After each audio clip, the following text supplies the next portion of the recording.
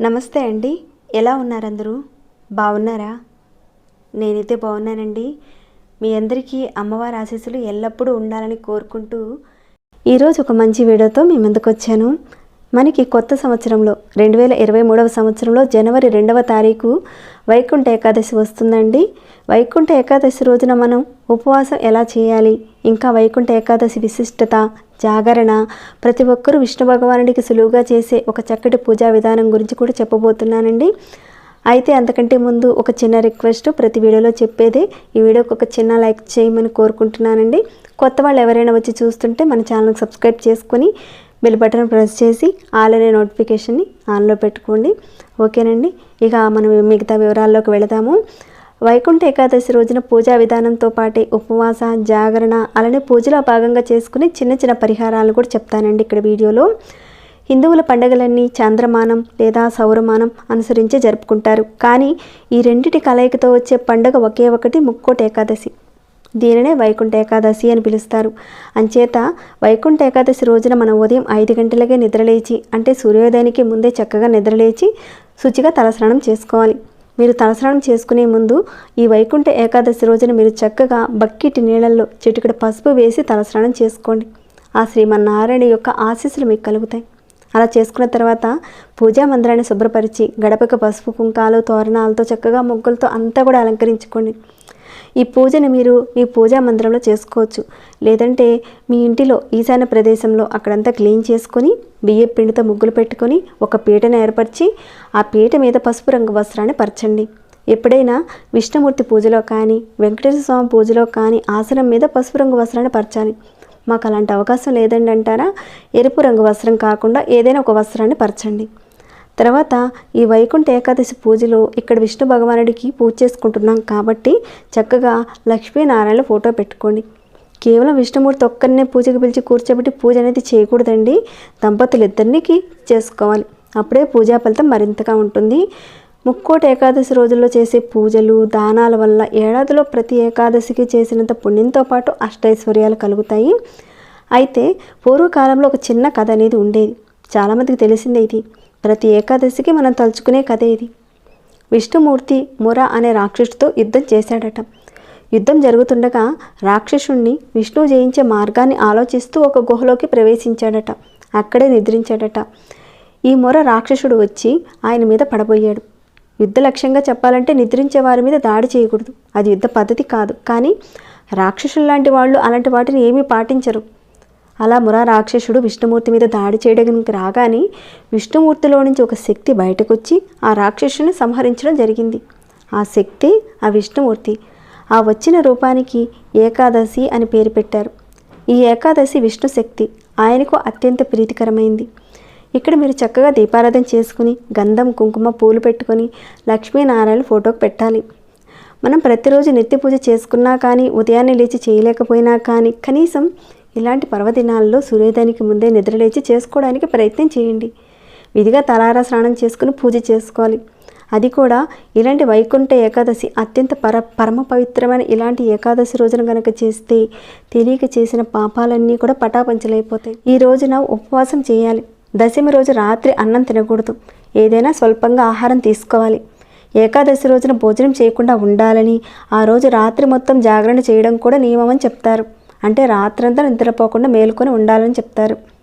ఇక తర్వాత మర్నాడు ఉదయం ద్వాదశి గడియలు పోకముందే భోజనం చేసి ఎవరికైనా భోజనం పెట్టాలి. ముర అనే రాక్షసుడు బియ్యంలో దాక్కున్నాడట ఈ తిథి రోజున. అందుకని అన్నం తినకుండా ఉండాలని ఒక నియమంగా చెప్తారు. ఏకాదశి రోజున అన్నం తినకూడదు.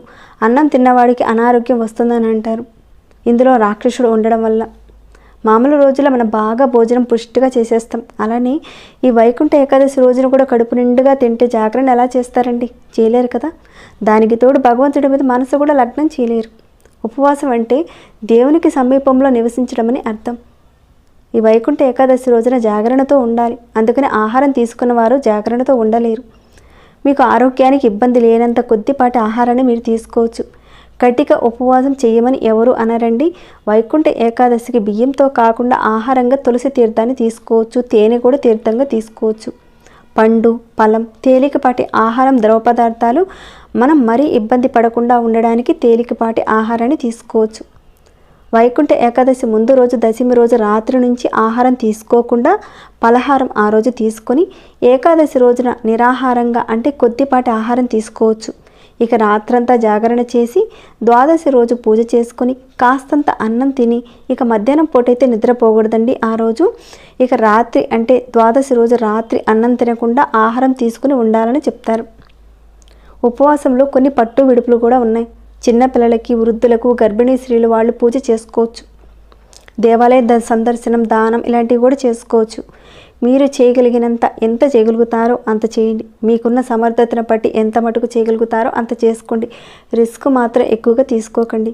హెల్త్ ప్రాబ్లమ్స్ ఉన్నాయి, చేసుకోలేకపోతున్నాం, మరి మేము ఉపవాసం ఎలా చేయాలి అని అడిగే వాళ్ళు ఉంటారు. మీ హెల్త్ ప్రాబ్లమ్స్ మీరు ఒకసారి చూసుకోండి. మీ హెల్త్ ప్రాబ్లమ్స్ బట్టి మీరు చేయగలుగుతారా లేదా అనేది ఒకసారి మీకు మీరే చూసుకొని చేయండి. ఇక ఆ విష్ణు భగవానుడికి అరటి పండ్ల నైవేద్యంగా పెట్టండి. వైకుంఠ ఏకాదశి రోజున 2 అరటి పండ్లు తీసుకొని ఆ విష్ణుమూర్తికి సంబంధించిన నామాలను అరటి పండ్ల మీద తడి కుంకుమతో చక్కగా వేసుకుని ఆ స్వామివారికి సమర్పిస్తే చాలా మంచిదండి. అరటి చెట్టు, అరటి పండ్లల్లోనూ అరటి ఆకుల్లోనూ ఆ విష్ణుమూర్తి కొలువై ఉంటాడు. అందుకని అరటి పండ్ల మీద చక్కగా స్వామివారి యొక్క నామాలు వేసుకోవాలి. ప్రతి సంవత్సరం వైకుంఠ ఏకాదశి రోజున మీరు ఏ రకంగా చేసినా ఈ సంవత్సరంలో ఆ నారాయణుడు కృపా కటాక్షాలు కలగడానికి ఈ రకంగా చేయండి. పూజ మొత్తం పూర్తయిపోయిన తర్వాత నామాలు వేసిన తర్వాత ఒక అరటి పండుని మీరు ప్రసాదంగా తీసుకోండి. మరొక అరటి పండుని మీకు దగ్గరలో ఆవు ఉంటే కనుక ఆవుకు తినిపించండి. వీలుంటేనే ఈ రకంగా చేయండి. వైకుంఠ ఏకాదశి రోజున దానాలు చేస్తారు. ఆ రకంగా మీరు ఏకాదశి రోజున నారాయణుడికి చేసే పూజలు, నామాలతో వేసిన ఆ పండుని ఆవుకి తినిపించడం వల్ల మీకు ధనాభివృద్ధి కలిగేలా ఆయన మీకు ప్రసాదిస్తాడు. కుదిరితేనే ఆవు మీకు దగ్గరలో ఉండి తినిపించగలిగితేనే ఈ పరిహారం చేసుకోండి. ఇవన్నీ కూడా చిన్న చిన్న పరిహారాలండి. చేయడం వల్ల చాలా విశేషమైన ఫలితాలు వస్తాయి. చిన్నదిగా అనిపించినా కానీ దాని నుంచి వచ్చే శక్తి అనేది చాలా అద్భుతంగా ఉంటుంది. అలానే మీరు నైవేద్యంగా కొద్దిగా ఆవు పాలు దొరకకపోతే ప్యాకెట్ పాలు మీకు ఎలాంటివి అవైలబుల్గా ఉన్నాయో ఆ పాలు తీసుకోండి. ఆ పాలల్లో కాస్త యాలకుల పొడి, కొద్దిగా పటికి బెల్లం పలుకులు వేసి ఆ పాల మీద ఒక తులసాకును పెట్టి స్వామివారికి చూపించండి. ఇలా పెట్టినట్లయితే స్వామివారికి సమర్పించినట్లు అవుతుంది. ఇది ఒక చిన్న పరిహారం అండి.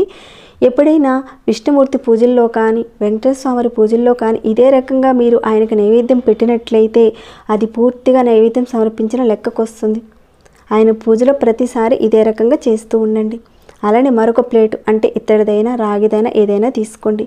విష్ణు పూజలో ఉపయోగించే వస్తువుల్లో ఎక్కువగా రాగి వాటితోనే చేస్తేనే అత్యంత విశేషమని చెప్తారు.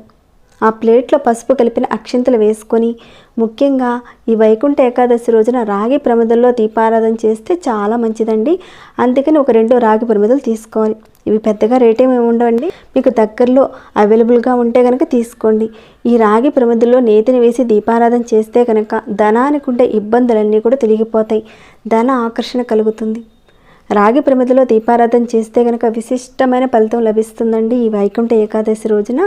అలానే ఈ రోజున తులసి చెట్టు దగ్గర అచ్యుతానంద గోవింద అనే మంత్రాన్ని పఠిస్తూ పూజించి తర్వాత పసుపు కుంకాలు పెట్టి రాగి చెంబుతో నీటిని సమర్పించడం చేయండి. ఈ విధంగా చేయడం వల్ల అంతులేని ఐశ్వర్యం కలుగుతుంది. నాకు తెలిసినంతవరకు ప్రతి ఒక్కరూ సులువుగా చేసుకునే పూజా విధానాన్ని ఇక్కడ చూపిస్తున్నానండి. అలానే పరిహారాలు దానిలో భాగంగా చూపిస్తున్నాను. ఇక కలశం పెట్టుకునే ఆచారం కొంతమందికి ఉండొచ్చు. మీకు ఆనవాయితీ ఉంటే కలశం పెట్టుకుని పూజ చేసుకోండి. లేని వాళ్ళు ప్రతి ఒక్కరూ ఈ విధంగా పూజ చేసుకోవచ్చు. వైకుంఠ ఏకాదశి రోజున దానం కూడా చేయాలని చెప్తారు కాబట్టి మీకు తోచింది ఏదైనా సరే ఒక మంచి పని కానివ్వండి. ఎవరికైనా మీకు తోచినంత ఇవ్వడం కానీ లేదంటే వారికి ఆహారం పెట్టడం, వస్త్రం ఇవ్వడము ఇలాంటి ఏదో ఒకటి చేయండి. గోదానం కూడా చేస్తే చాలా మంచిదని అంటారు. ఈ వైకుంఠ ఏకాదశి రోజున ఇవన్నీ మా వల్ల కాదండి అనేవాళ్ళు స్వయం పాకాన్ని బ్రాహ్మణులకు ఇచ్చుకోవచ్చు. అన్ని ఏకాదశుల్లోనూ ఇదే రకంగా నియమాలు ఉంటాయండి, పాటించుకోవచ్చు. సంవత్సరం అంతా ఉండే 23 ఏకాదశులకి మీరు చేయలేకపోయినా ఈ ఒక్క వైకుంఠ ఏకాదశి రోజున వీటిల్లో ఏ ఒక్కటైనా సరే మీరు చేస్తే అఖండమైన ఫలితం వస్తుంది. వైకుంఠ ఏకాదశి రోజున విష్ణుమూర్తి ఉత్తర ద్వారం నుంచి దర్శనమిస్తాడని చెప్తారు.